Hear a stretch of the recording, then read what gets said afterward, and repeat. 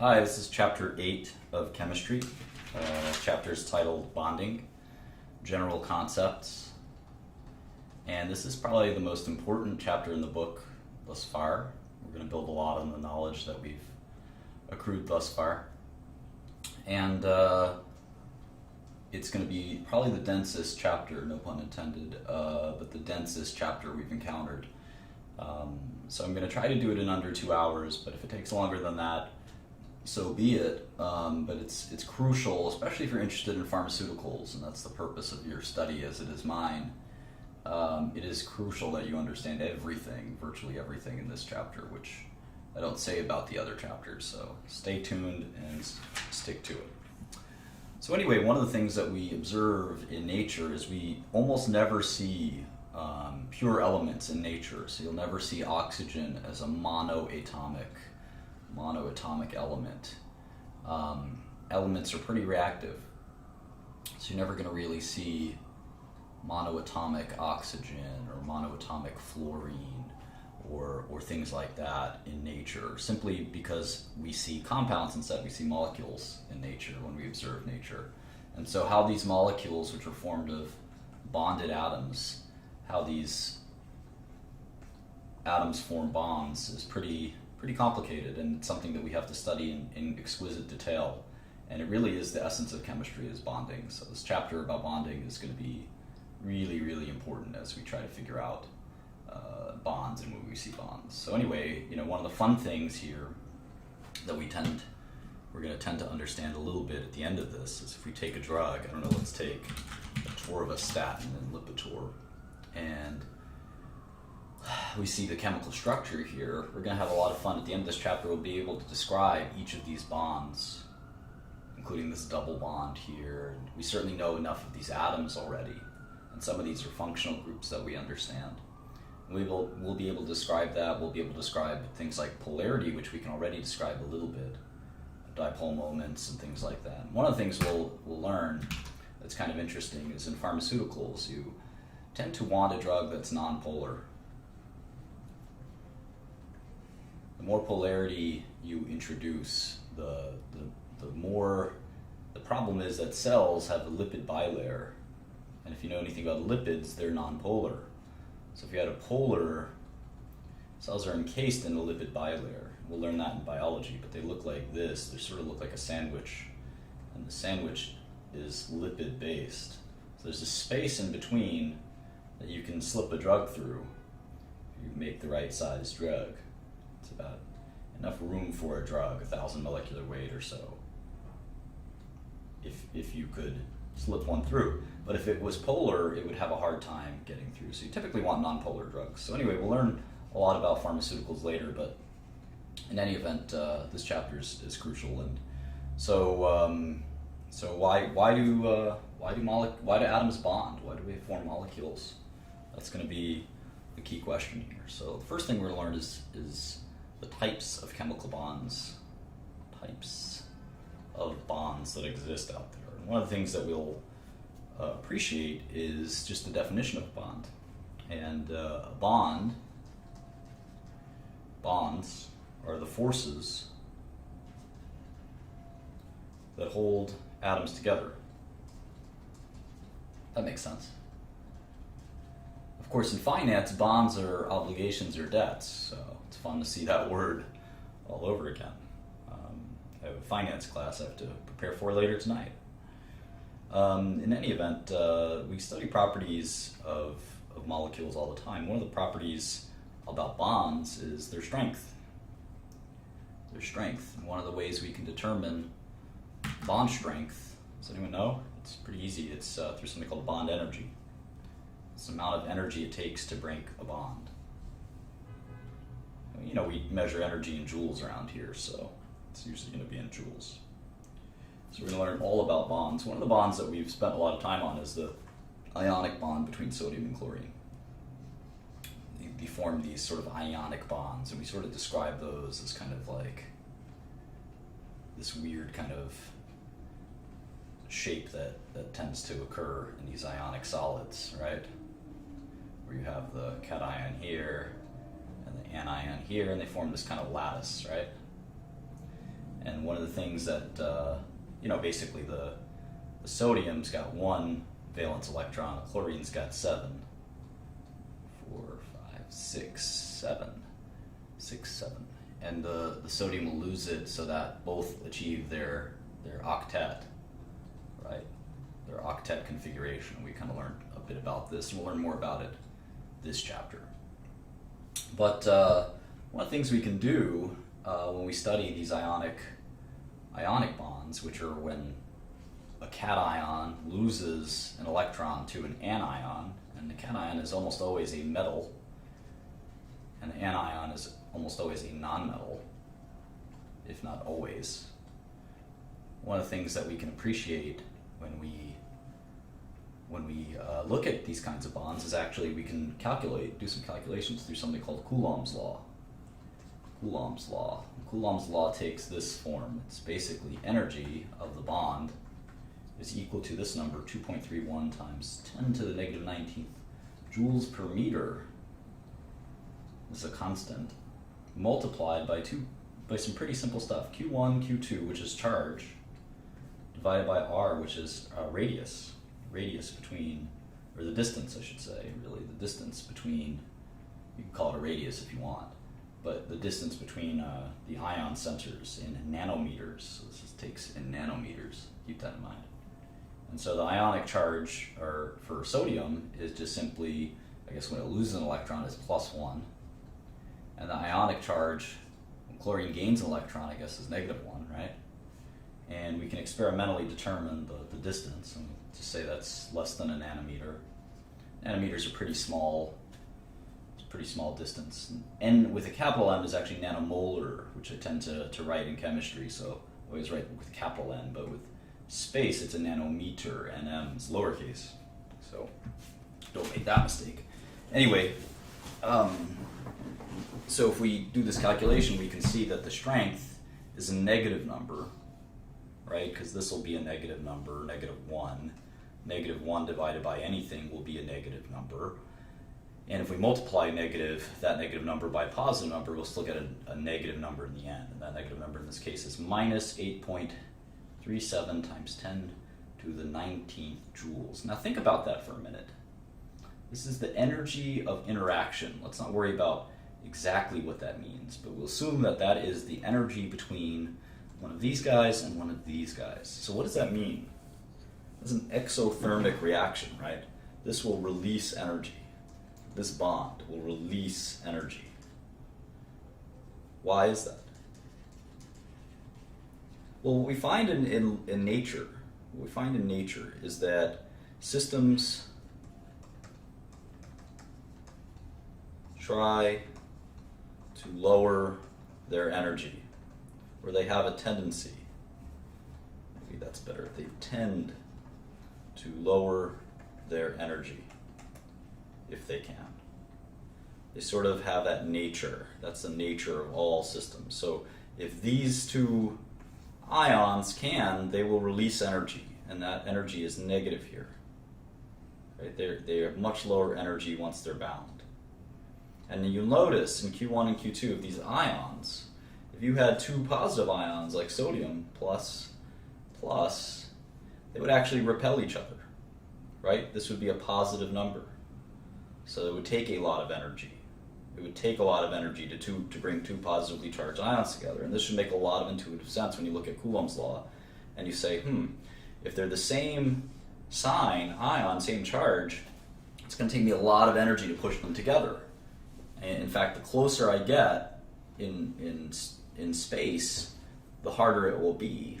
Whereas if they're the same charge, if they're the different charge, then it's easier, they'll lower energy when they bond.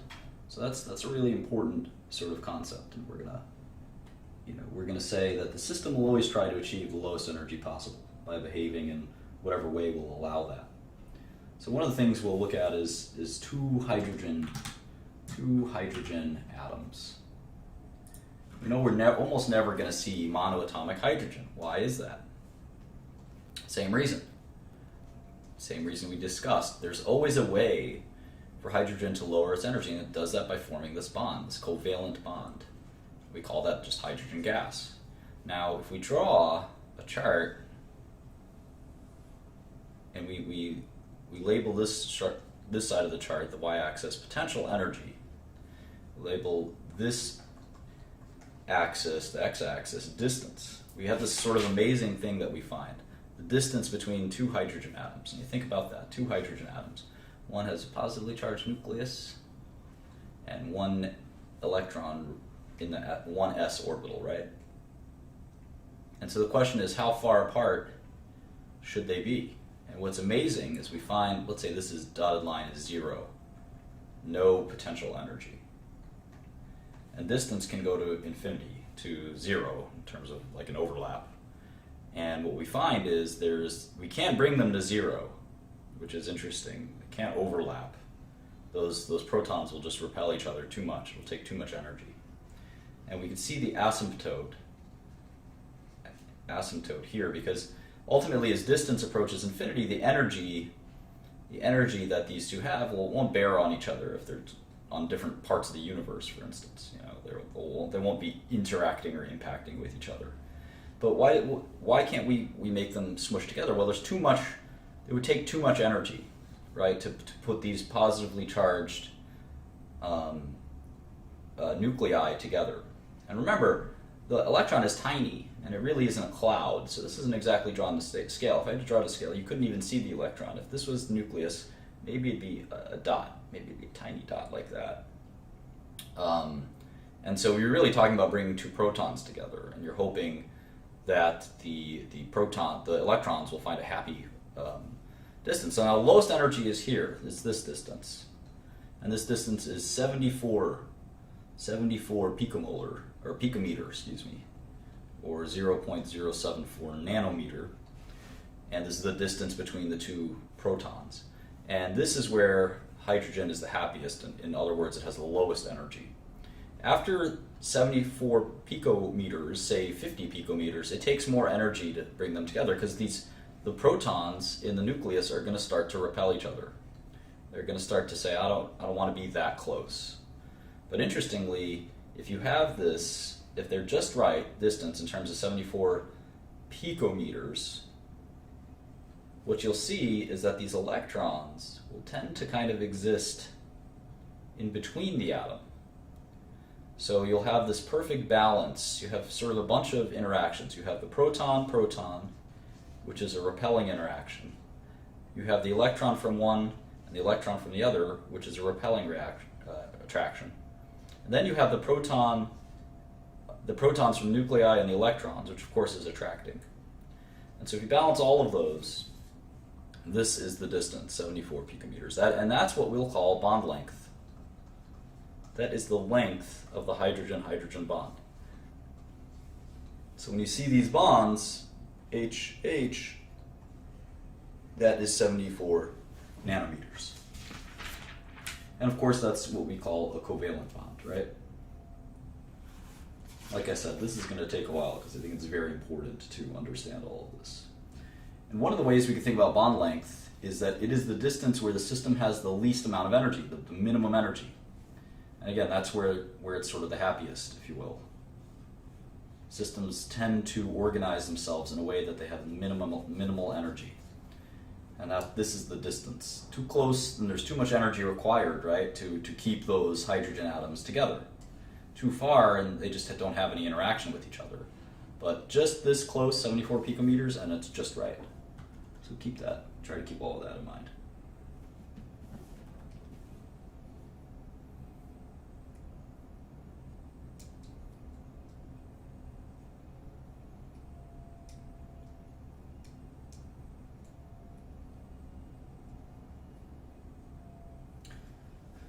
So, covalent bonding, we looked over this a little bit. This is a good example of covalent bonding, is when two nuclei share electrons, right?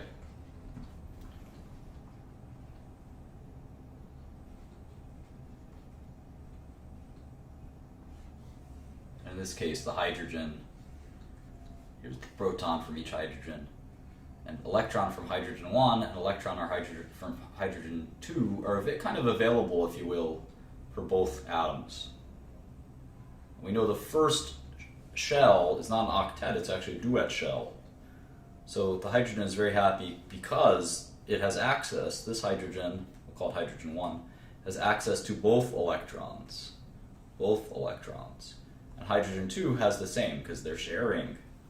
So that's certainly why we get this covalent bond in hydrogen. That makes a lot of sense.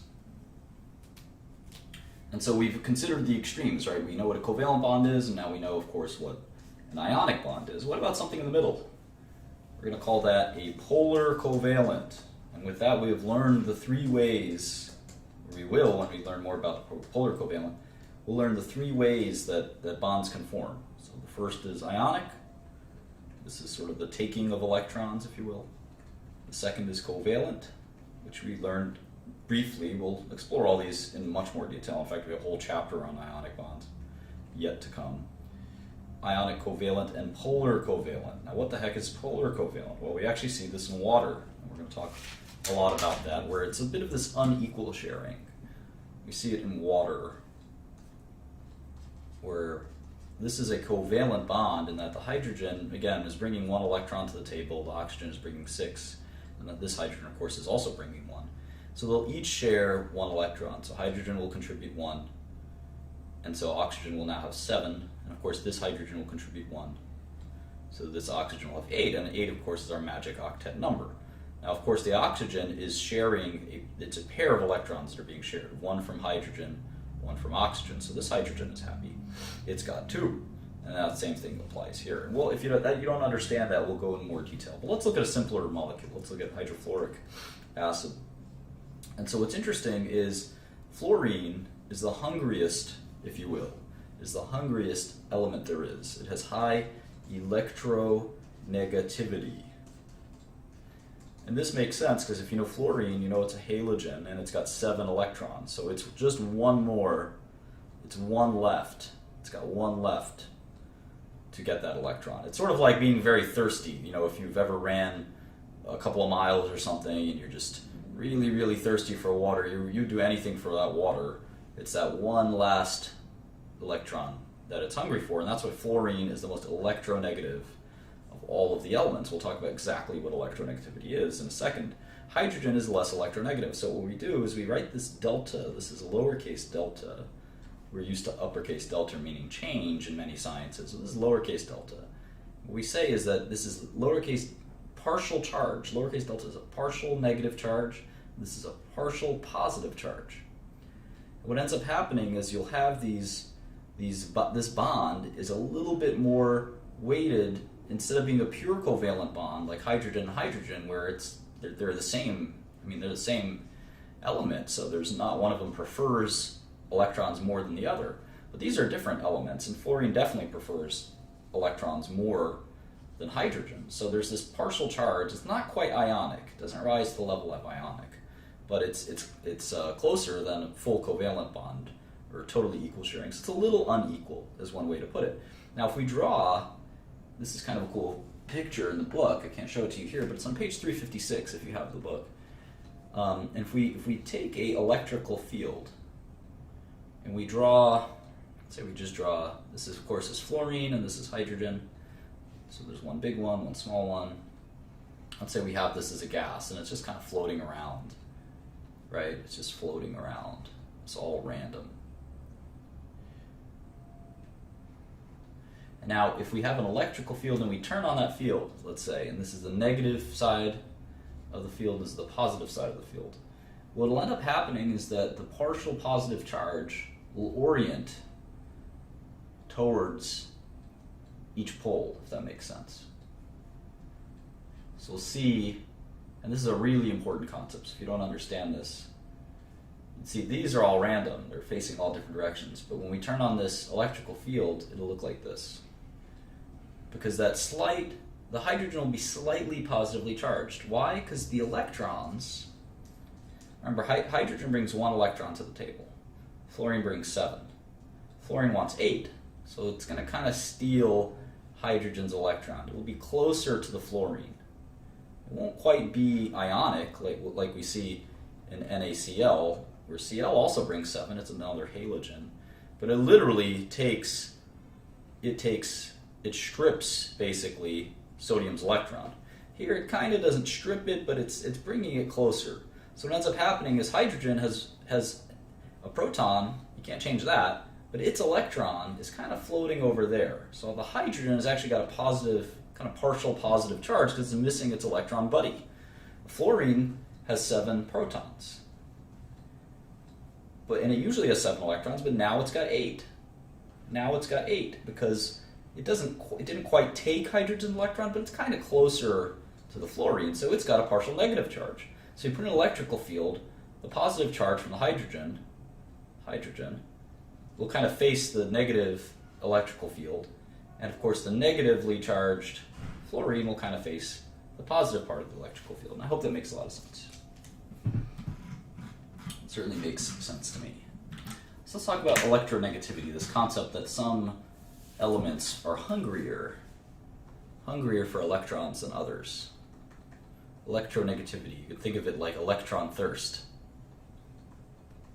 One of the cool things is, if you look at electronegativity table, it might confuse you because there's so many numbers, but it's actually pretty easy.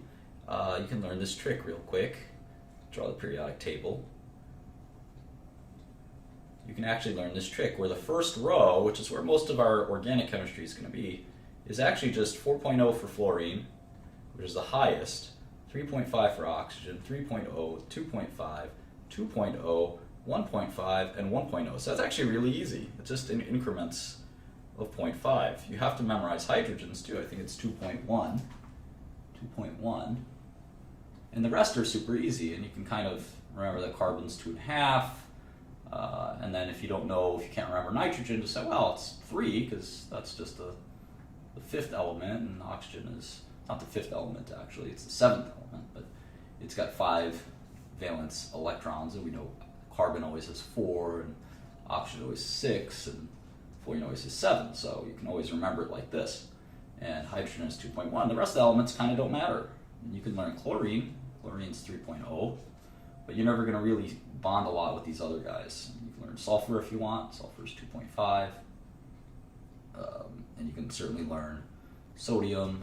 It's 0.9. You kind of get the trends, which is important, because what you find is that electronegativity goes down as even within one group, because what ends up happening is these atoms just get bigger and bigger, right? So they attract their electrons less and less just because they have so many. They have so many that the outermost shells just aren't going to hold on to electrons the same strength. So you see, as you go to the left, of course, they're less electron hungry. In fact, as you go to the left, they want to give up electrons. Lithium and sodium, they all want to give up electrons. So, and as you go down, the atomic radius, just the nuclear radius, is so big, right? I mean, could you imagine 16 protons or 32 protons, that one errant electron? You're just not that hungry anymore for that one errant electron because it's so far away from this positively charged nucleus. And I hope that makes sense.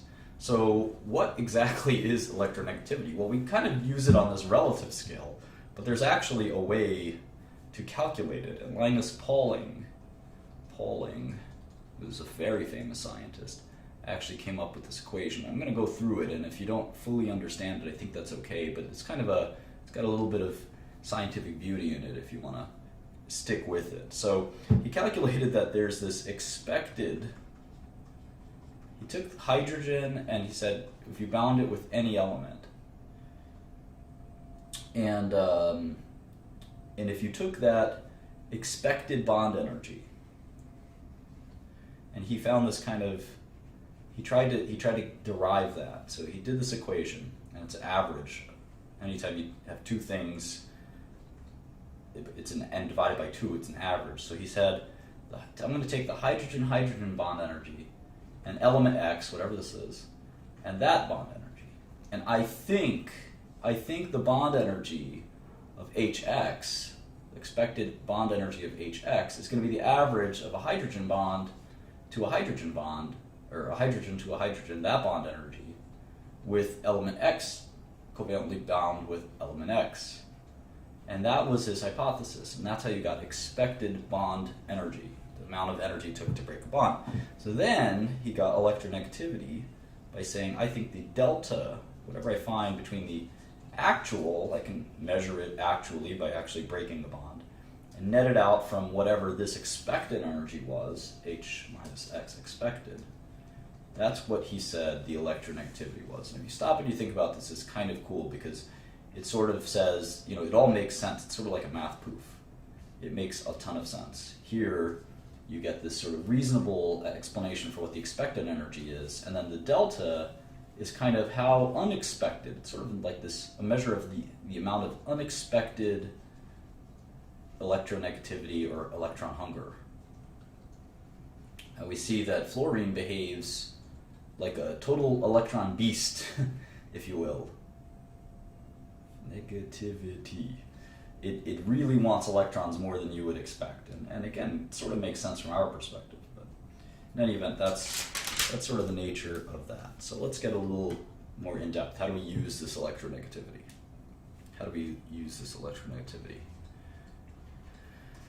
Well, this is where we'll talk about polarity and dipole moments.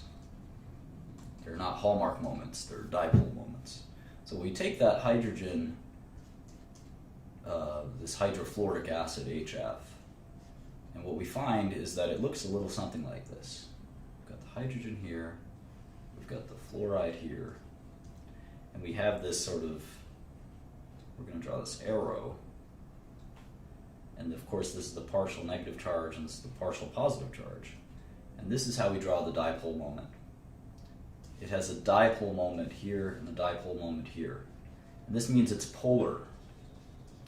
It's polar because the hydrogen is a little less, it's more positively charged, and the fluorine's a little more negatively charged. So this end of the molecule is positively charged, as you can see here, and the way we draw it is it's going to point to the negatively charged side. And if this confuses you, the best way to think of it is, again, with an electrical field. If this is a negative electrical field, the hydrogen's going to line up this way. If you flip the electrical field, which I think you can do with a switch or something, the molecule would turn around. It would flip around immediately, and it would be a fluorine here and the hydrogen here, because the partial charges would be flipped as well. I hope that makes sense. So, and this makes a ton of sense. Any diatomic molecule with a dipole moment will be of course a dipole. That makes sense, right? But what about things like water? So water, oxygen is very electronegative. It's up there with fluorine, right? Fluorine's 4.0.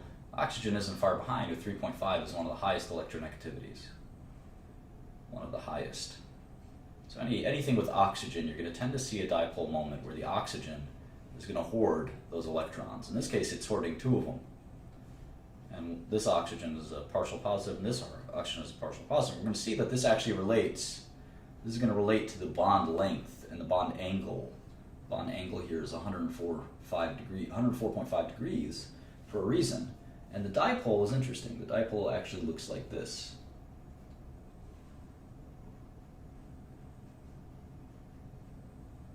So there is a polar side. And again, in a electrical field, this is sort of how it would be oriented.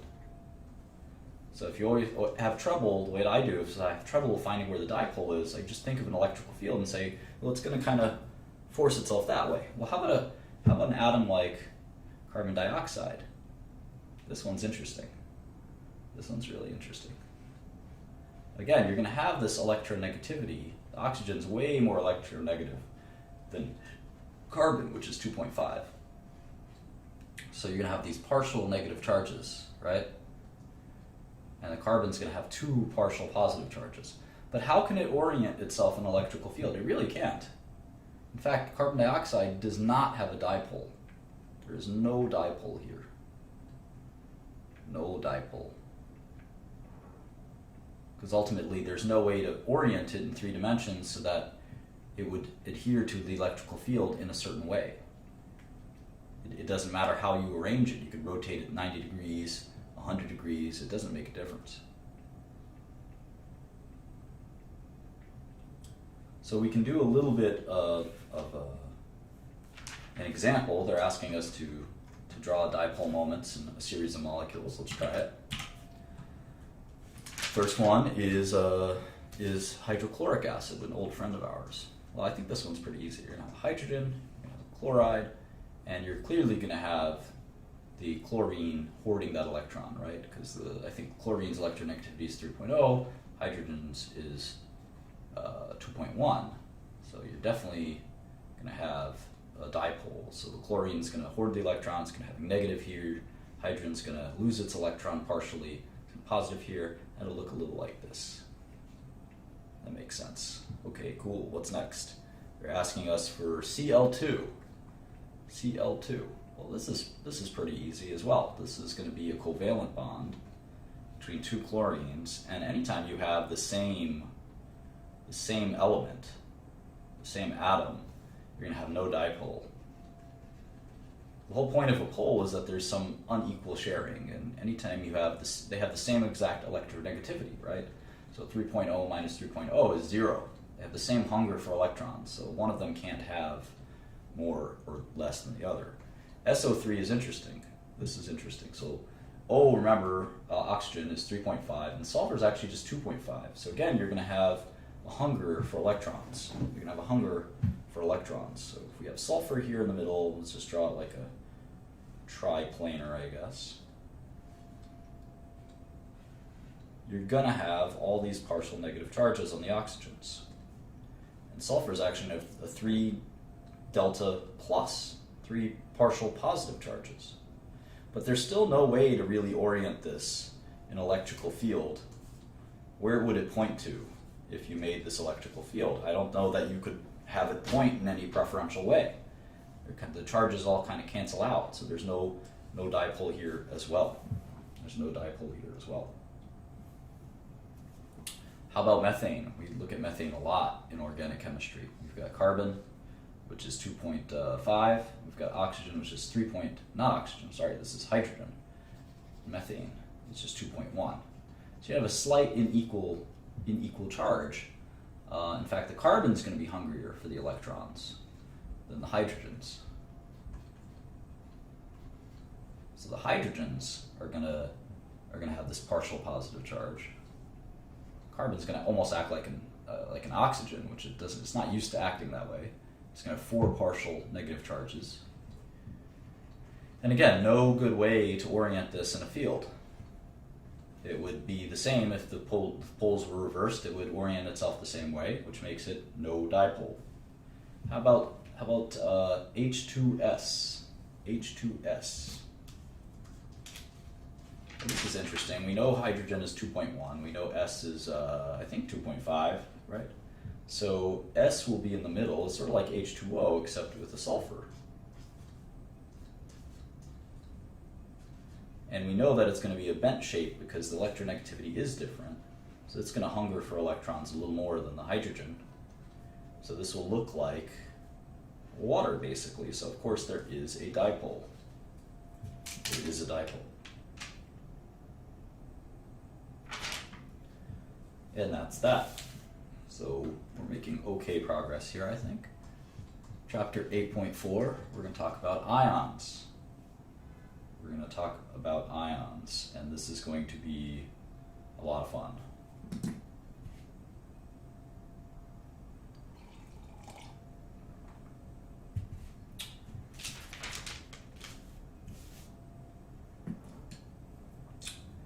So let's see, what are they trying to tell us here?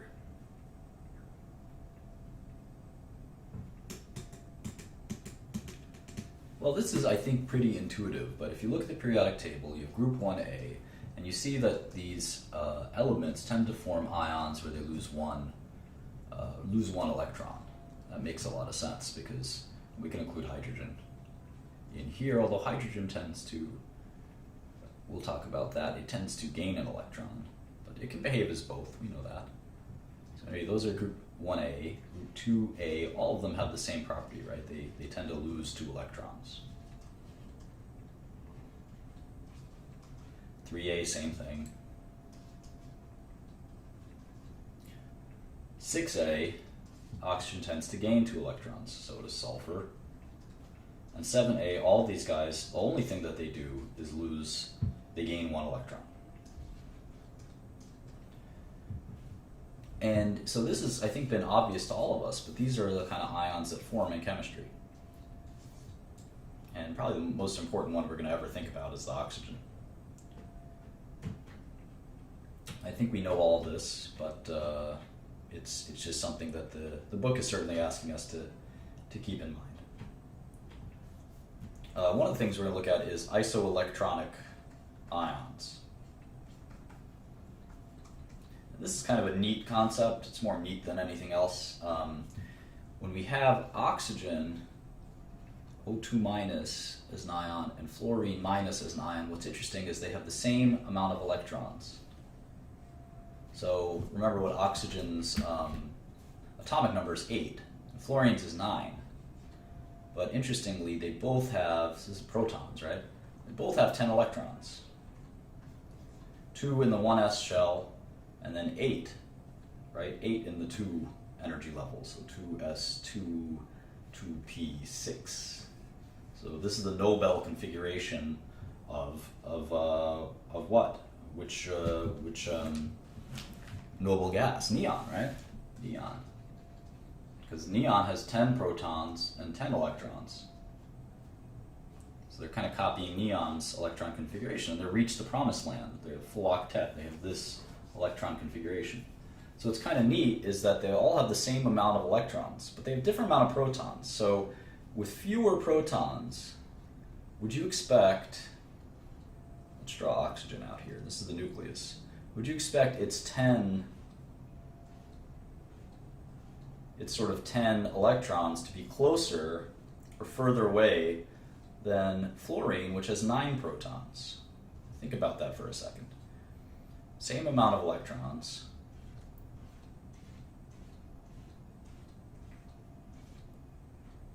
but more protons.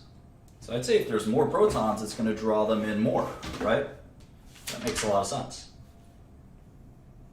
So you're going to have the more protons, the smaller that kind of radius of the atom is. So this will be smaller than maybe this. Oxygen will be bigger than fluorine in this case in terms of the size. That's kind of interesting. And again, I don't think it's that important, but pretty interesting. Let's move on. We're at 8.5, and we're on page 365 of Zumdahl and Zumdahl's textbook. And this section is called Energy Effects in Binary Ionic Compounds. And there's 12 sections, so we're at 8.5.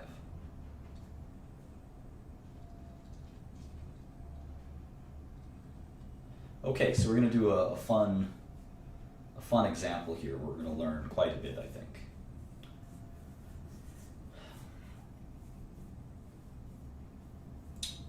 So we're going to take lithium. We're going to try to figure out the lattice energy. So lattice energy is that ionic lattice that we've talked about with the formation that kind of looks like this,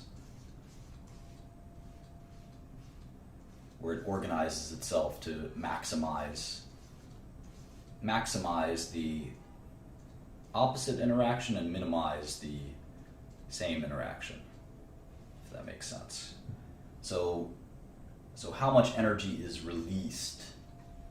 Because when things like sodium and chlorine come together, an ionic lattice is formed, and of course energy is released. We know that from Coulomb's law. So we take lithium, and we combine it with fluorine, a halogen. This makes sense. Lithium forms the +1 ion, fluorine forms the -1 ion. We get this lithium fluoride. So, how does this end up happening? Well, lithium has to turn from a solid to a gas. And as you can imagine, this requires energy. This is 161 kilojoules per mole. And then lithium has to become ionized, which again requires some energy.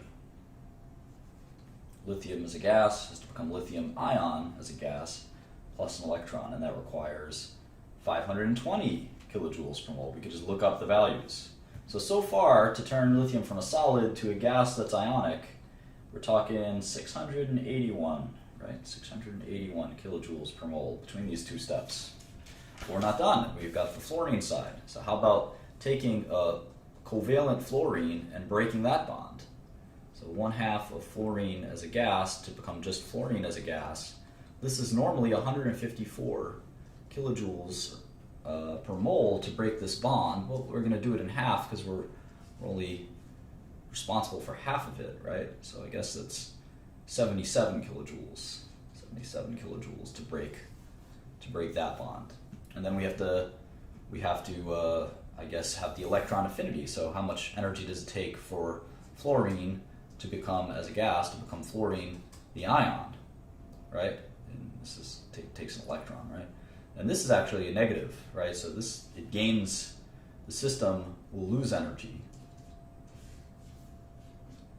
in this case. The fluorine loses potential energy. And that kind of makes sense if you think about it.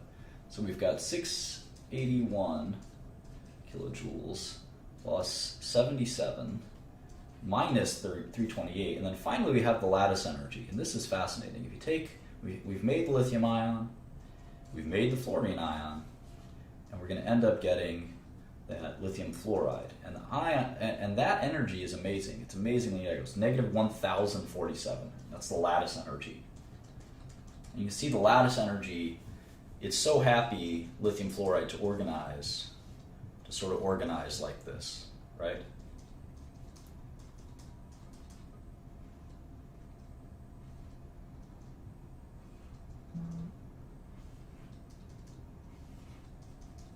This is the lattice, the ionic lattice. And so the lattice energy, this is the lowest energy possible configuration. These are really high energy, potential energy elements, and they're very high potential energy ions, but then they organize themselves in this way, and they're very low energy. So the total amount is negative 617 kilojoules per mole. This is a pretty cool concept, and it directly relates to Coulomb's law. All right, let's keep going. I'm on page 369. We're going to talk about section 8.6, which is the partial ionic character of covalent bonds. And if this kind of blows your mind, that's okay. It's not that important, but it's one of the things that we're going to learn is that there's really no such thing as a truly ionic bond. Even the most ionic bonds have some sharing and some covalent nature. So we're going to say that how much of something is ionic, and then we're going to look at electronegativity down here. The difference, electronegativity difference. What's the most electronegativity difference you can think of? Well, it has to be with fluorine, right? So here's CaF, calcium fluoride, or cesium fluoride, Cs. And here's potassium fluoride, and here's lithium fluoride. And it's asking us what's the percentage ionic character, and this is 100%. So it's getting close. This is like 80% ionic. And then let's look at the closest electronegativity difference that's not at least the same element. So if we look at, iodine bromide, this is like almost the same. The electronegativity difference is close to 0. This is 1, 2, and 3. This is 0. So it's like over here. It's like 0.1 or 0.2 or something. You see the percentage ionic character it is close to 0. It's like maybe 5%. And there's stuff in the middle. Like lithium iodide you would expect to be really, really ionic, but it's about 50% ionic. And we can actually calculate percent ionic. How do we determine what that is? Well, it's actually measured dipole over observed or calculated. Measured dipole moment over calculated dipole moment of the ion versus the bond. And it's sort of like Pauling's electronegativity difference. calculation. And again, I wouldn't worry too much about it, but it's kind of this cool idea that no bond is truly, truly ionic, that there's still some amount of sharing going on. So now we're going to get to the fun part of this, which is 8.7 on page 370. The rest of this chapter, I have to warn you, is a little technical and sometimes can be difficult. We still have the bulk of the chapter ahead of us, probably another 30 pages. This is where the bulk of the chapter is. Everything else was a warm-up, so buckle up. Covalent chemical bond. The covalent chemical bond. And the book loves to talk about models, so they're going to say a model. All right.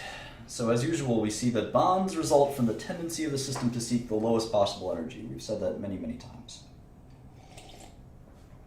And so if we take methane, one of our favorite molecules, methane, how do we look at this? Well, we think that we know, in fact, from experiments, that it takes about 1652 kilojoules to break up methane into just carbon and then 4 hydrogens. That's kind of interesting. It takes 1652 kilojoules to break that up. We can also think of it this way. When these, you can think of these like almost like Legos, right? Hydrogen has one kind of divot, if you will. Carbon has 4. Hydrogen has 1, so you can actually screw them on together, and that's kind of what happens. You can also argue that from 1 mole of each of these, the system releases 652 kilojoules of energy. This is the lowest state of affairs of energy that these elements can arrange themselves into. So think that through. 652 kilojoules to break this back into, that takes energy. Plus energy will leave this. So that means that this minus energy will give you that. And you have to make sure you understand this concept. This is lower energy. This is lower energy than this, because this is potential energy. It's a lot of potential energy in these bonds. Hydrogen can go bond with chlorine or fluorine or etc. But once that bond has happened, energy will be released because it's sort of been satisfied and there's lower energy. So you think about 1652 and you say, well, there are 4 bonds here, so that means each CH bond must be 413. That's 1652 divided by 4. Well, 1600 divided by 4 is 400. 52 divided by 4 is 13. So that's 413 kilojoules per mole. That means if we wanted to form a different molecule, like let's say CH3Cl, which is just the same thing except one of them is a chlorine, we can actually, and we know that this is 1578 kilojoules per mole, we can actually subtract that by 413 3 times. And we learn that the ClC bond should be the remainder of this subtraction, 379 kilojoules per mole. So it takes less energy to break the ClC bond than the HC bond. It's kind of interesting. Starting to think about what each bond is, how much energy each bond has. It's pretty neat.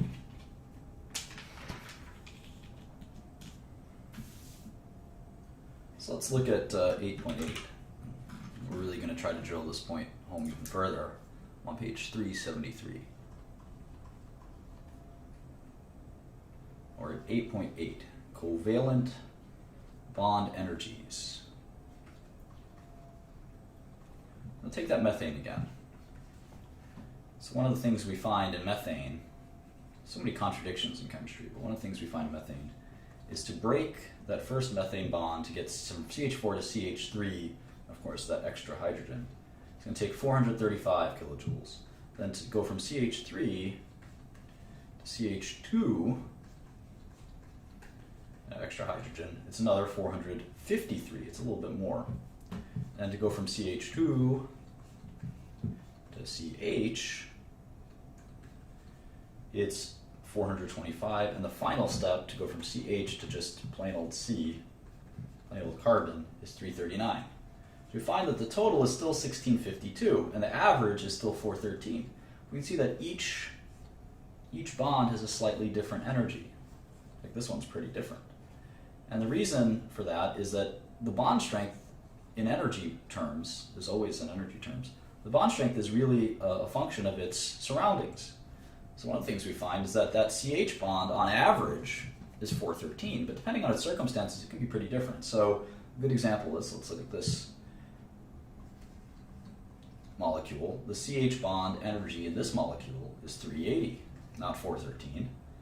In this molecule, it's also 380. In this molecule, it's 430.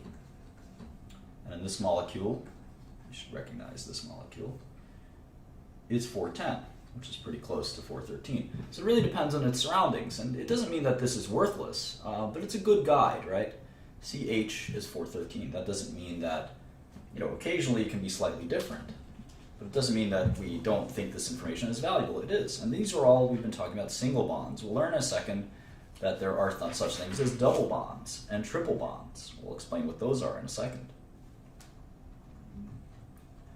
But on page 374, we actually have average bond energies, and they show us that a hydrogen-hydrogen covalent bond is 432. They show us that a hydrogen-fluorine bond is 565. Let's look at a few more. Carbon-carbon, that's going to be an important single bond, 347. How about a really ionic bond? What about that? That's HF, that's pretty ionic. How about let's see, oxygen and hydrogen? That's 467. I wonder if we've got a really ionic bond. Well, we are in a covalent bond chapter, right? So carbon-carbon is 347. Carbon double bond is 614. A carbon triple bond is 839. How about a carbon-oxygen bond? Oxygen is more electronegative, right? It's 358. It's about the same as the symmetrical bond. Same amount of energy, roughly. That's pretty interesting. All right, so let's do some math here.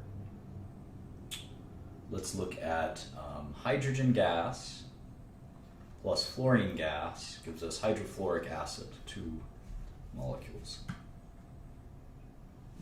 So let's think about that. How does that work? Well, one of the ways we can calculate this is by looking at the delta H, and the way we can express that is the sum of the bonds broken minus the sum of the bonds formed.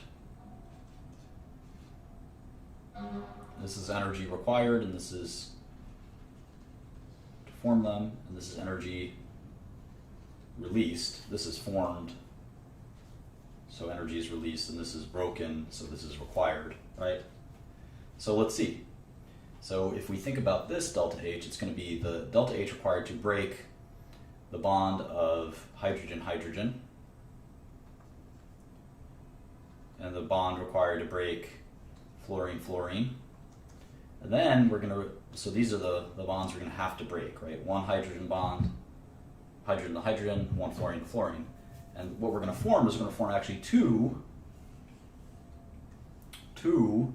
what? HF bonds. So if we look at their table, it's telling us that the HH bond is 432, the FF bond is 154, and then the HF bond is actually 565. And remember, this is times 2. This is times 2. So if you add it all up,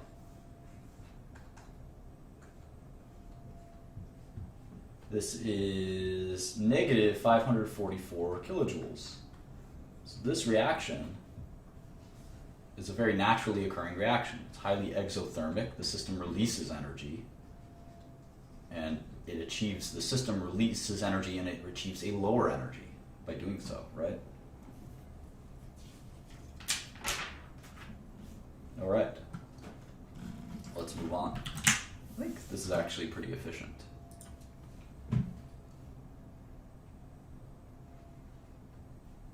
Let's look at 8.9. The localized electron bonding model.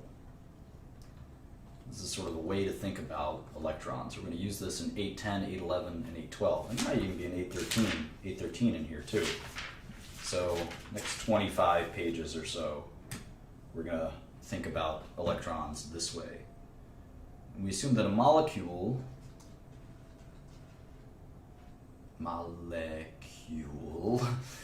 composed of atoms, a molecule is composed of atoms bound together by sharing pairs of electrons using the atomic orbitals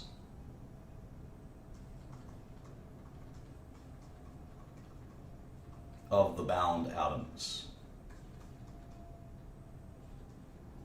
And really, the only significance this has is the idea that there's lone pairs and bonding pairs. Lone pairs are in, ooh, I wonder who that is, hang on.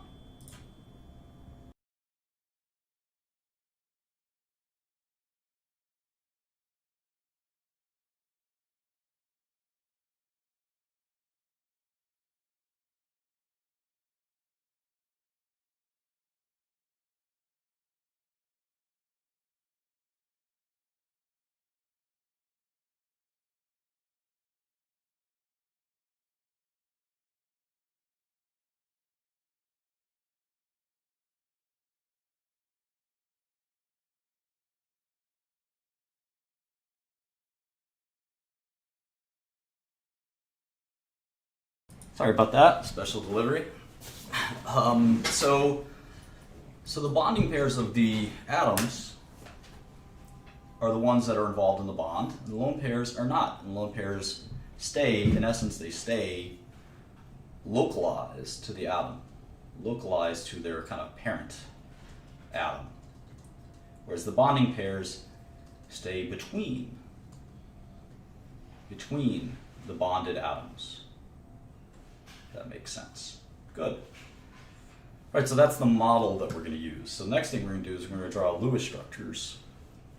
You might have seen these at some point before, but let's take a recap of these. And Lewis obviously invented these. So of course, you know what atoms want to do is achieve their Nobel conformation.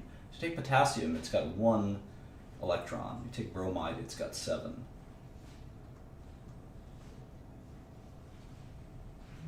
So this potassium will give up its electron, and then it'll look like this. Potassium will have achieved its neon, is it neon? Argon. It'll look like argon's electron configuration, and bromide will also have an octet and be satisfied. So this is the Lewis dots. We tend to show just the valence electrons. We omit all of the other electrons, so just the outermost shell. So you take a look at hydrogen, where you have 1 hydrogen here and 1 hydrogen here. You can imagine that what ends up happening is it's a covalent bond. I could actually draw this in colors. Let me draw one of the hydrogens in orange, so it's clear. This hydrogen is sharing 1 electron with the other hydrogen. This hydrogen has access, it's kind of interesting, it has access to both electrons. And this hydrogen has access to both electrons too. So they've actually satisfied their duet. We'll see these in octets as well. How do we see this in an octet? Well, let me draw a fluorine covalent bond. Here's the 7 electrons that fluorine brings to the table, right? Let me draw a second fluorine atom, and here's the 7 electrons it brings to the table. And amazingly, even though they both bring 7 electrons, they both can end up getting their octet satisfied. This is sharing 1 electron, and this one's sharing 1 electron as well. So they're sharing this pair of electrons. And this pair of electrons, this is what we were calling the bonding pair earlier. That's the bonding pair. And these guys are the lone pairs. Lone pairs. And it turns out that instead of drawing the dots, we tend to just do it like this. We symbolize a pair of electrons that are being shared with this dash. And if it's a double bond, we'll symbolize it with two dashes. We'll do that in a second. And you can still draw the lone pairs. Here are the lone pairs. They'll each have 3 lone pairs.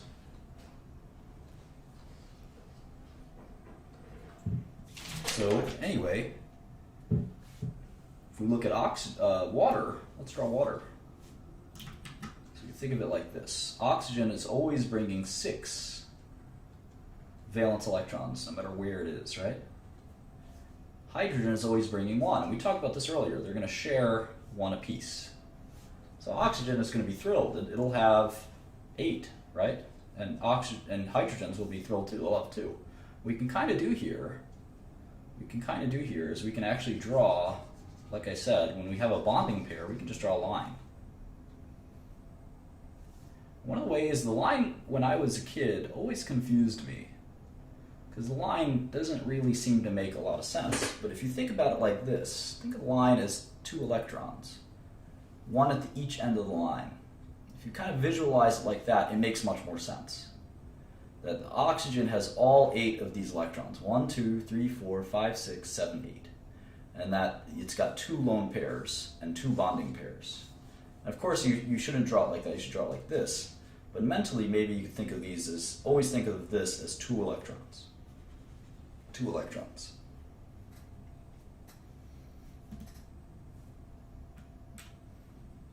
Now let's look at carbon dioxide. This might trick you. How can we draw this one accurately? Well, we know that carbon, let's draw the carbon in this kind of brown color. We know the carbon comes with 4 electrons. 1, 2, 3, 4. The oxygen is going to come with 6. 1, 2, 3, 4, 5, 6. 1, 2, 3, 4, 5, 6. And all of these guys need to get to 8. Right? They need to get to 8. So how's that going to happen? Well, oxygen is at 6, so it needs 2 more. And it can borrow 1. It can share 1. So if they shared 1,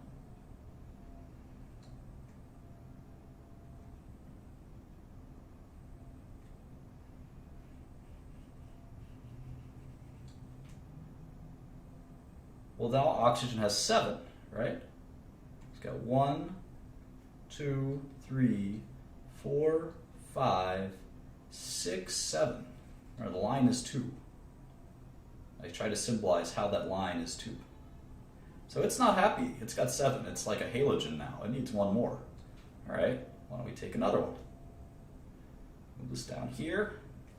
Move this over here. This is what we call a double bond. This is a double bond. It's 2 pairs. 2 pairs of electrons, or 4. It's a double bond.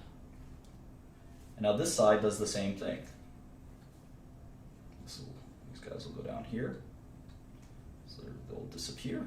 And this is what carbon dioxide looks like. It's like this. And there's 2 lone pairs here and 2 lone pairs here. You don't have to draw the lone pairs. You don't have to draw the lone pairs, but that's where they are. So the book wants us to do a bunch of Lewis structures. I don't know that we have to. If you want to practice on Lewis structures, you can sort of Google them and do them. There's some tricky ones. And Khan Academy does a great Lewis structure series. I encourage you to do that. But to be good at chemistry, you have to understand how to do these Lewis structures. Triple bond is, as you can imagine, similar. There are exceptions to the octet rule. There are exceptions. Boron tends to be an exception. So boron can do some funky things, and it can have a valence of less than 8. Carbon, nitrogen, oxygen, and fluorine all obey the octet rule. On page 382 here. They all obey the octet rule. But boron and even beryllium tend to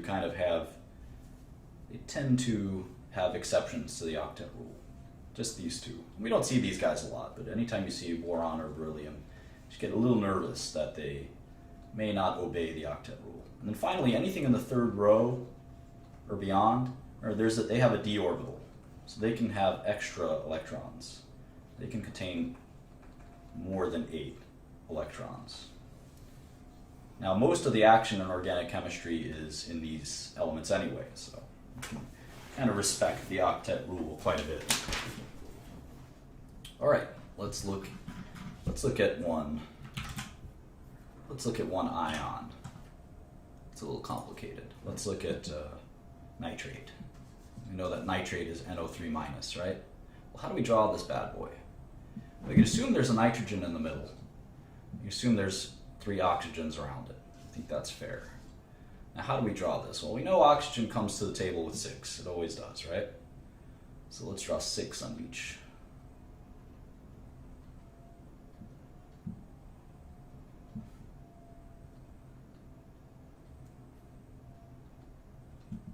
So it still wants 2. It still wants 2. Nitrogen comes to the table with 5, right? So it wants 3. So that actually seems like it's going to be workable, right? I can take one of these and bond them together. So now nitrogen has gone from 5 to actually 6, right? 1, 2, 3, 4, 5, and 6. We do the same thing here. I'm going to remove number 4, put it here. Oops. That's easier. So now nitrogen has gone from 6 to 7. Then I can do that with, I guess, like I'll do number 3. And now it's gone from 7 to 8. So if I do single bonds, nitrogen's pretty happy, and maybe it's got 1 lone pair. It's got 1 lone pair. I can erase the numbers now. 2, 4, 6, 7, 8. That's another way to think of it. Each single bond is really 2.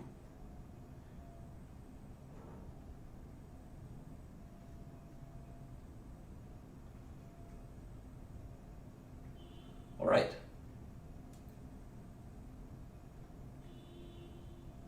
So nitrogen's happy. It's got 8. How about oxygen? Let's count. 2, 3, 4, 5, 6, 7. Huh. How about this one? 2, 4, 6, 7.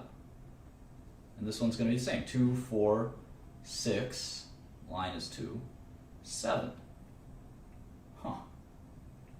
So nitrogen is 8, and the oxygens have 7. But remember, this is an ion, right? This is an ion, so it's always got 1 extra electron. Always got 1 extra electron. So these two are interesting. This can form a double bond.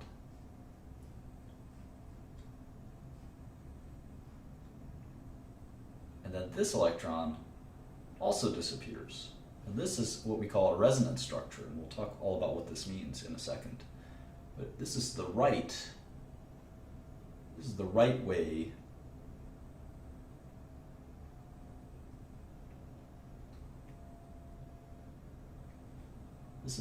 way to draw this, amazingly. So what this is you've got 8 around the nitrogen, 2, 4, 6, 8. And you've got 8 around each oxygen, 2, 4, 6, 8, 2, 4, 6, 8, 2, 4, 6, 8. And we accomplish that this way.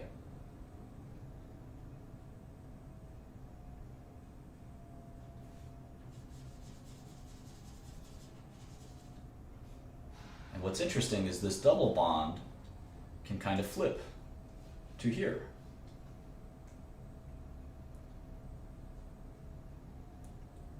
And then it can flip to here. So the double bond kind of travels around in sort of a random way. And you can even think of it as always existing as a kind of three of these bonds are sort of this is what we'll call resonance. These three bonds are always in existence in a sense. There's always one of these that's a double bond and the others are a single bond. They're always kind of flip-flopping. We'll call that resonance. These are resonance structures. And again, if we count the number of electrons, it has to stay, you can't create electrons, right? So oxygen will have 6 valence electrons and nitrogen will have 5. So when we add this all up, there should be 17. So let's count. Well, the 4 bonds are 8. Here's 4 more. 1, 2, 3, 4. It's 12. Here's 6, and here's 6. Well, let's triple check that. Let's triple check that. 4. Well, don't forget, this is an ion, so there's one more, so it makes 18 total. 18 total. So let's do it again. 4, 2, 4, 6, 8. So that's 8. Then there's 4 here, well, it makes 12. And there's 6 here. That makes 18. And remember, there's 3 oxygens, so it's actually going to be 24 total electrons. So we do keep 24.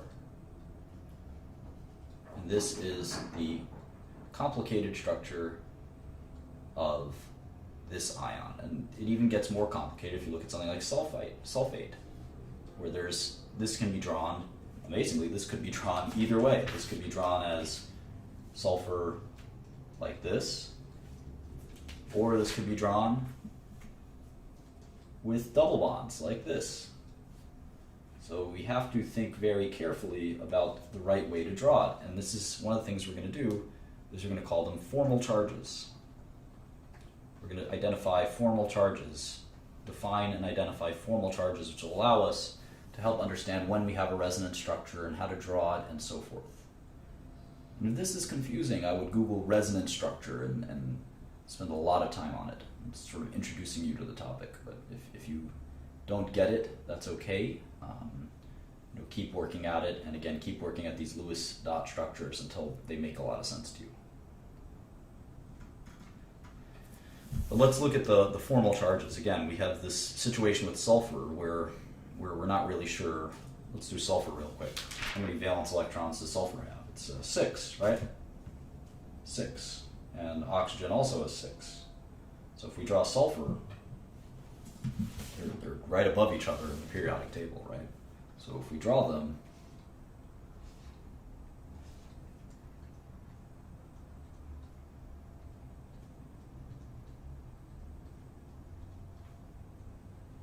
and remember this is a 2- ion.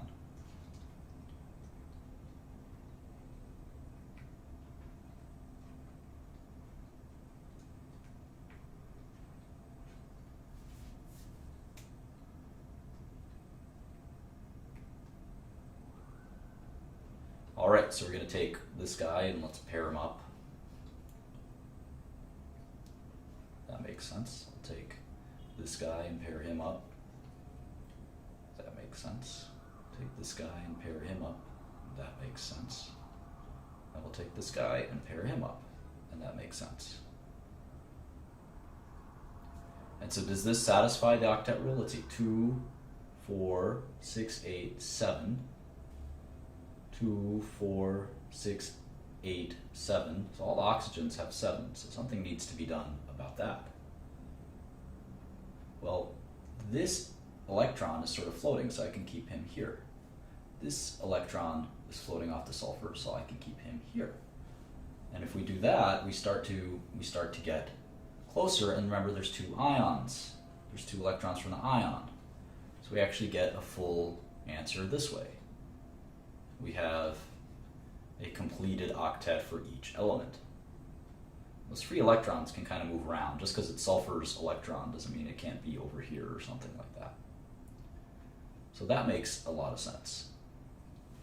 Now we could also have it as that double bond. It makes sense as a double bond, so we can do it like that.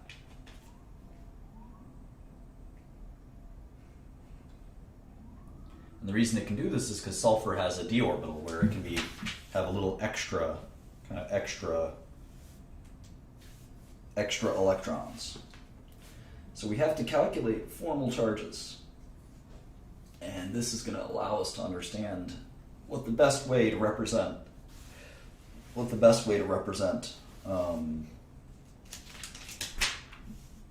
Lewis structures are. So we'll have to calculate that. And the formal charge is the difference between the number of valence electrons, like in this case, 6, right? It comes to the table at 6, on the free atom, and the number assigned to the atom. So we have some rules for assigning.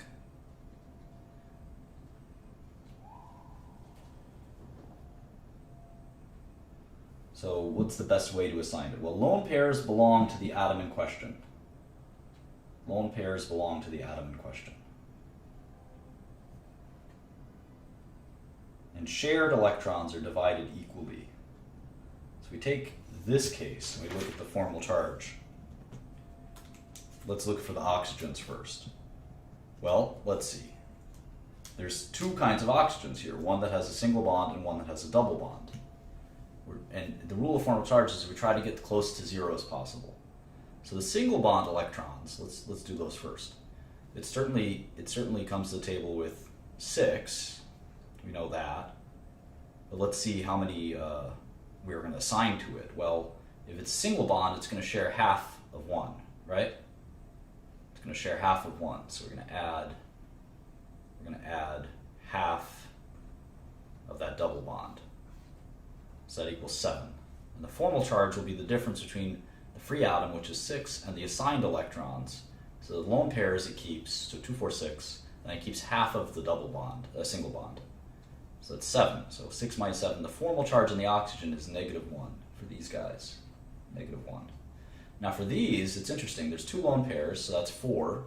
And then it's going to keep half of the double bond. The double bond is 4. So it's 4 lone pairs from the lone pairs, and then half of 4 from the double bond is 6. So the formal charge on the oxygen with the double bond is 0. Pretty interesting. These are the formal charges, -1, 0, -1, 0.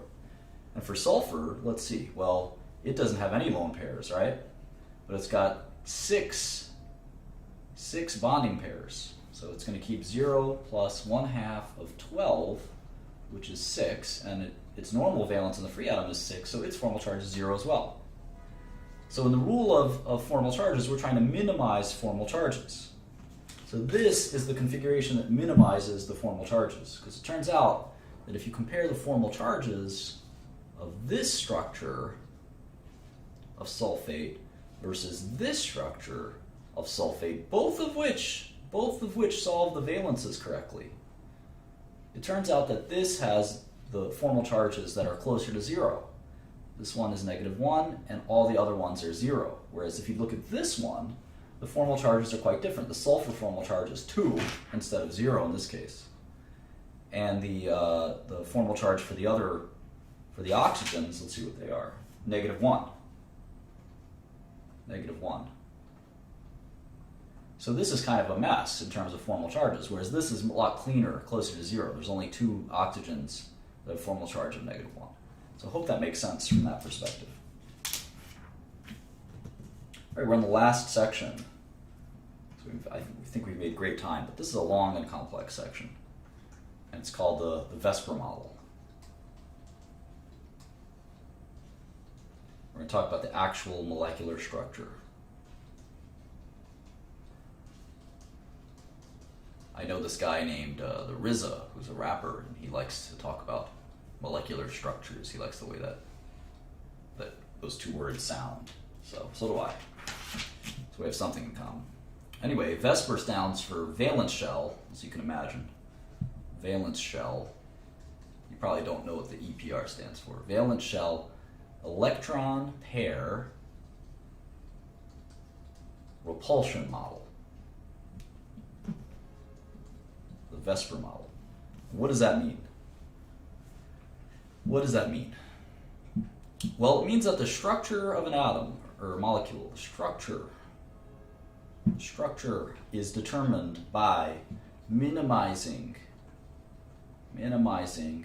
electron pair repulsions. And that makes sense. Electrons are negatively charged. They don't want to repulse each other, so molecules will organize in a way that minimizes their repulsion. So here's a good example. Here's beryllium with chloride, BeCl2. Okay? BeCl2. And we know that beryllium can violate the octet law. We know that. So Be can only have 4 electrons. We know that it can violate it. Chlorine can't, right? Chlorine's got 3 lone pairs and 1 bonding pair each. So the best way through Vesper for this molecule, BeCl2, to minimize repulsions is so that these atoms are on the opposite sides of each other, the chlorines, at 180 degrees. Because if they were bent like this angle would be, let's say it's 100 degrees, and this angle would be 260 degrees. The lone pairs on the chlorine would repulse each other. They would kind of fold back out for energetic reasons. So we call this a linear structure. Linear structure. We see this a few times, right? We see this with carbon dioxide, CO2, right? We'll explain why we don't see this with H2O. We don't see that with H2O. That's a bent, call that a bent structure. That's what water says to carbon dioxide, or carbon dioxide says to water, get bent.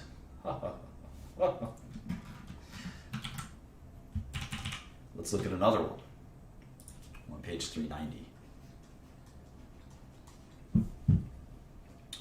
This is a molecule called BF3. And remember, boron also can violate the octet rule. You can see here that it only has 6 valence electrons, and that's okay because it's boron. Only boron and beryllium are violators of the octet rule. They don't care about the octet rule. Fluorine behaves itself, though. And so what's the best way for these guys to stay? This is the Lewis structure. But what's in reality through Vesper, what is the best way? Vesper, what is the best way for them to orient? Does anyone know? Let's see. What do you guys think? How should I draw this? How should I draw this? Well, the circle has 360 degrees, and we've got 3 fluorines. I have to orient them in a way that minimizes the repulsion.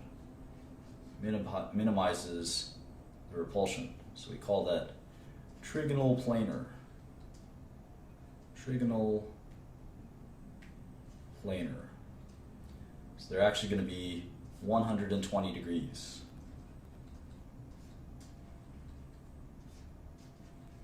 And that makes sense. It's like a triangle. They're equally separate from each other. This is boron. This is fluorine. This is the furthest they can be apart, because it has to equal 360. So if this was 100, this is 140, they would repel each other to the point where it oriented back into 120 degrees perfectly. Now here's a fun example. If you look at methane, this is 90 degrees, but in reality what we can do, this is a little crazy, is we end up having kind of you can see this dotted line kind of going out into space. You can actually have a 3-dimensional structure, which we call tetrahedral. Tetrahedral. And the lone pairs can go out into space in a way that's 109.5 degrees. That's the most you can do it in 3 dimensions. That's pretty cool. So we can predict a lot of these in a way. So why not? Let's predict water. Let's predict water.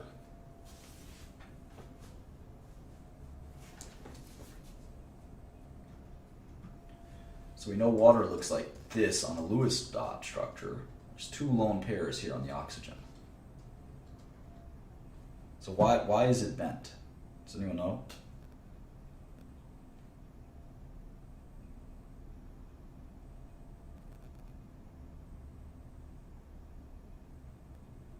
Why is it bent? It's interesting. Remember, there's two lone pairs and two bonding pairs. So we think about it geometrically. Here's the oxygen. It's going to have this lone pair up here.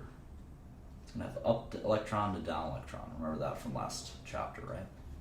It's going to have this same lone pair. So this is, let me draw these like this. This is this lone pair, and this is this lone pair. And they're in orbitals, remember that. They're in these orbitals.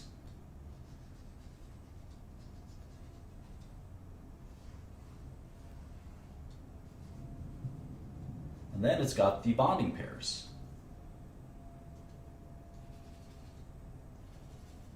The bonding pairs are like that. This is actually like a tetrahedral.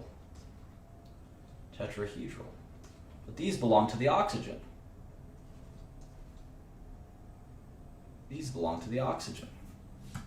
So what ends up happening is that it actually is a tetrahedral electron structure, but remember, these belong to the oxygen. So really it looks like this. Or that's why we draw it like that. It's bent. Isn't that fascinating? And here's the last important lesson is lone pairs, it's amazing, lone pairs require more room than bonding pairs.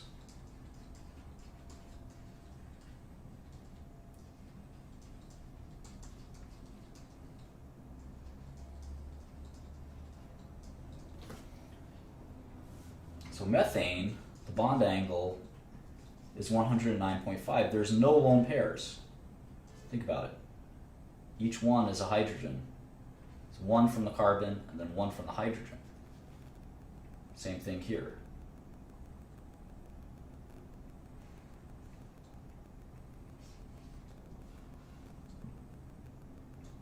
No lone pairs. Each one is a covalent bond that's sharing with the hydrogen. But if we look at ammonia, there is one lone pair. Here's the nitrogen. And of course, we've got the three covalent bonds of the hydrogens. But there is that one lone pair from the nitrogen. And this guy needs its space. So these guys get compressed. Because the valence shell electron pair repulsion theory states that the lone pair needs as much space as possible. And water, of course, is H2O. It's got two lone pairs, and its angle is the smallest. It's going to pinch down. The two lone pairs will pinch down the other shared atoms. So that's kind of how that works.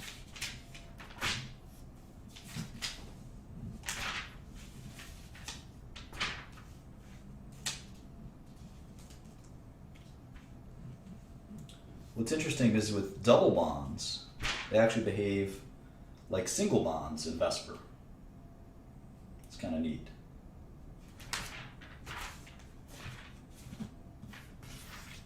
That really wraps up our lesson on Chapter 8.